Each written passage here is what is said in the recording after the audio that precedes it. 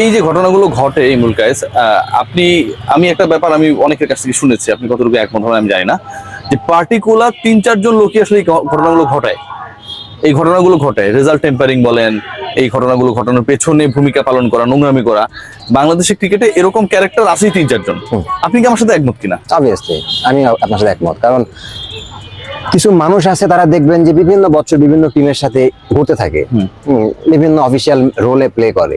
এই মানুষগুলোই হচ্ছে আমাদের দেশের, আমি মনে করি, বাংলাদেশ ক্রিকেটের ভাইরাস। এই মানুষগুলো যখন আমি না সরাতে পারবেন, এই জায়গাটা ঠিক হবে না। আজকে তাদের এই স্বার্থের জন্য ওই টিম, কালকে ওই টিম, কালকে আর এক টিম যাচ্ছে, বিকজ হচ্ছে তারা জানে যে এদের হাতে অনেকগুলো টিম আছে, এদের হাতে অনেকগুলো প্লেয়ার আছে, এই মানুষগুলোকে নিয়ে আমরা খেলতে পারবো।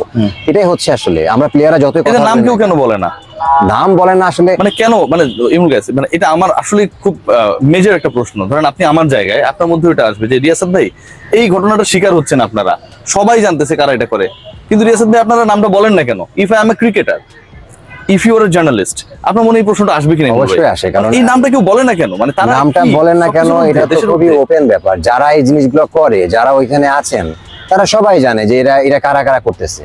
হ্যাঁ, প্লেয়াররাও জানে, এবং প্লেয়াররা ওনাদেরকে খুবই হেট করে, আমি পার্সোনালি যেটা জানি। সো এটা আমি মনে করি যে এটা যদি এখনই যদি আমরা ট্যাকেল না দিতে পারি, আমি বাংলাদেশের ডোমেস্টিক ক্রিকেট উইদিন 2 থেকে 3 ইয়ার্সের ভিতরে আমার কাছে মনে হয় যে যেটা আমরা এক্সপেক্ট করছিলাম যে আরো ভালো কিছু হবে, আরো খারাপ। অবাক হয়েছেন গতকালকে যা হয়েছে? অবভিয়াসলি আমার খেলা চলছিল বিকেএসপিতে, আমরা মোহামেডানের সাথে খেলছিলাম। তো বেসিক্যালি আমাদের ওইটার থেকে বেশি আমি খেলছিলাম না, ইনজুরির কারণে। আমি বেশি ফোকাস করছিলাম যে এই খেলাটা কি হচ্ছে না হচ্ছে। তো যখন দেখলাম শাহিন পুকুর একে আপনার গুলশান নিয়তকে অল্প রানে অল আউট করে দিয়েছে, তখন আমরা কনফিডেন্স যে ম্যাচে জিতবে।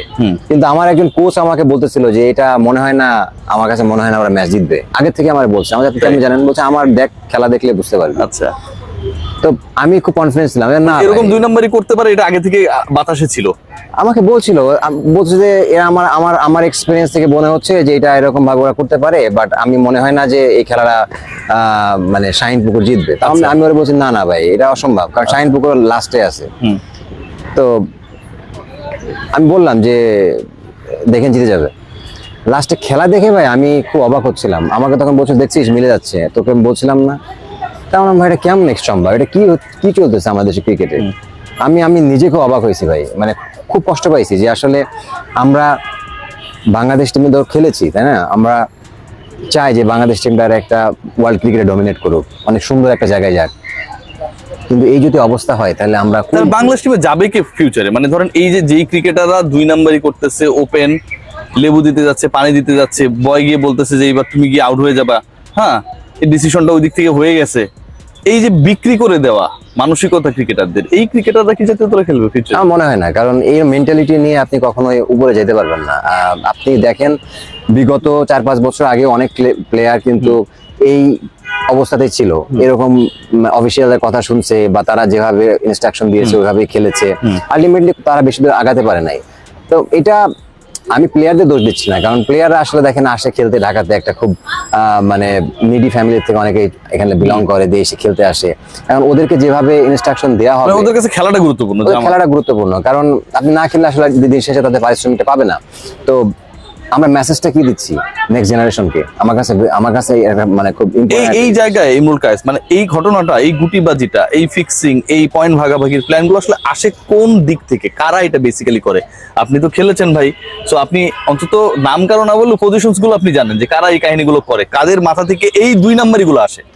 দেখুন কারা করে এটা তো ওপেনলি সবাই জানে যে কোন কোন টিম গুলা করে, এগুলা কারা করতেছে, কি কারণে, তাদের স্বার্থের কি, মানে এখানে কি স্বার্থ আছে, এরা সবাই জানে ওপেন। তো আমার মনে হয় যে এই জায়গাগুলা, মানে এই মিউচুয়াল জিনিসটা হয়ে আসতেছে এবং এটা মানে ক্লিয়ার সবার কাছে। এটা তো আমরা আগেও দেখেছি, বিগত 2-4 বছর আগেও, লাস্ট ইয়ার তো হয়েছে এটা। তা আমরা দেখেছি, আমরা ভেবেছিলাম যে হয়তো বেটার কিছু আসবে, বা বাংলাদেশ ক্রিকেটে হয়তো আমরা ম্যাসিভলি একটা ডোমেস্টিক ক্রিকেটে চেঞ্জ দেখবো। তো যদি এইরকম যদি আমাদের নিজেদের ভেতরে আমরা জানি যে আজকে রেজাল্ট হয়ে যাবে খেলা, তাহলে আমরা আগের ওদেরকে দোষ দিতে লাভ নাই। তারাও যা করে গেছে এরাও তাই করতেছে। আসলে